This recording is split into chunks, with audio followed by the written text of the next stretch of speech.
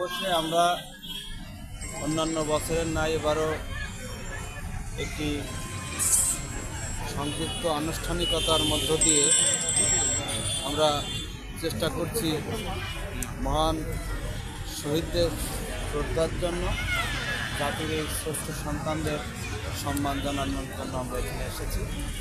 আজকে আমরা অন্যান্য বছরের মতোই শপথ পাঠ করাবো। আজকে শপথটা হবে খুবই সংক্ষিপ্ত।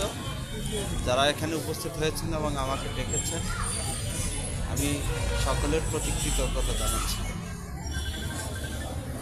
আমরা পৃথিবীর অন্যান্য দেশ ও জাতির ক্ষেত্রে দেশ রক্ষায় যেভাবে মানুষ তাদের আত্মবলিদান করেছে,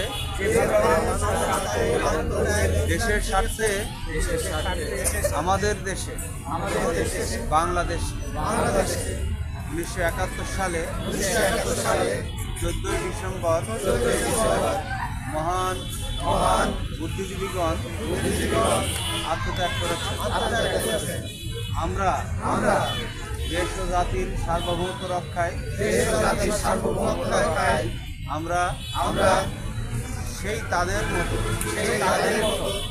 আত্মোৎসর্গ করতে দেশ গড়ার লক্ষ্যে নিজেকে উৎসর্গ করতে সদা প্রস্তুত থাকবে।